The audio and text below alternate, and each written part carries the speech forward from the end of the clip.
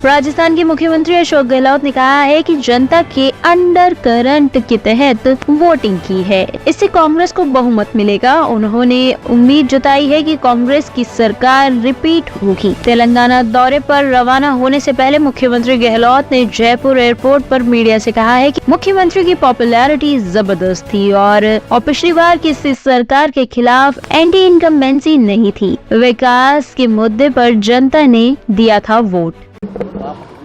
अगर पूरे प्रदेश के अंदर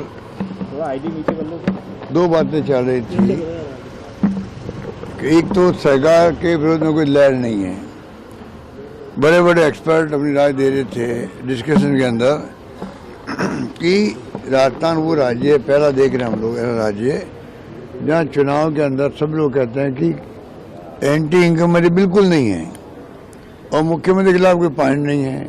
2 पॉइंट कॉमन थे पूरे प्रदेश के अंदर और लगातार थे। तो मैं कई डिस्कशन सुनता हूँ, वो बोलते हैं अब कई राज्यों में जाते हैं, ऐसी चीज़ें हमने कहीं देखी नहीं जब मुख्यमंत्री पॉपुलरिटी एक्स्ट्रा ऑर्डिनरी बता रहे हों, सर्वे भी और एंटी इनकम्बेंसी नहीं हो, 2 ही फैक्टर हमारे पक्ष में जाते हैं, फिर सरकार क्यों नहीं बनेगी।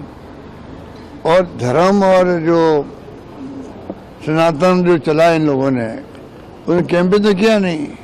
प्रधानमंत्री जी ने, गृह मंत्री जी ने, उनके 5-6 मुख्यमंत्रियों ने, उनके केंद्रीय मंत्रियों ने और बाकी उनके नेताओं ने जो एमपी वगैरह थे, यहाँ के लोगों ने तो कैंपेन ही नहीं किया। राजस्थान के बीजेपी के जितने तथाकथित नेता हैं वो तो अपने क्षेत्र में फंसे रहे। तो आप सोच सकते हो जब वो चला नहीं, इनका जो धार्मिक कार्य चला नहीं, जो चलाने प्रयास किया जोर शोर से, प्रधानमंत्री क्या बोल रहे थे, लैंग्वेज क्या काम ले रहे थे, अमित शाह जी, मोदी जी, योगी जी, सभी लोग, और वो असम के मुख्यमंत्री जी, तो बड़ी मतलब बड़ी कहना चाहिए कि ऐसी लैंग्वेज उचित नहीं कह सकते हम लोग, उचित नहीं कह सकते, क्योंकि लोगों को भड़काने वाली बातें होती है, चुनाव में तनाव पैदा होता है। ये तो फॉर्चुनेटली राजस्थान में सब शांति निपट गया। उनकी भाषा जो थी कहने नेताओं की, वो तो दंगे भड़काने वाली थी, दंगे भड़काने वाली थी। जनता ने फिर भी उनकी परवाह नहीं करी। इसके लिए मैं जनता को साधुवाद देता हूँ, बधाई देता हूँ, धन्यवाद देता हूँ। उनके भड़काने में नहीं आए, ये बहुत बड़ी उपलब्धि मानता हूँ कि जो हमारी अप्रोच थी सरकार की, जो हमारी स्कीमें थी, जो हमारे कानून बनाए हम लोगों ने, जो हमने गारंटी दी और जो माहौल बनाया विकास का, तो विकास का मॉडल बन गया राजस्थान के अंदर। उस कारण से उन्होंने परवाह नहीं करी इन नेताओं की, वरना अगर परवाह करते तो चुनाव तनाव में होते, आगे क्या होता, दंगे कम होते नहीं होते, तनाव होता, घटनाएं छुटमुट होती, मैं नहीं कह सकता, पर कुछ नहीं हुआ, शांति से निपट गया चुनाव।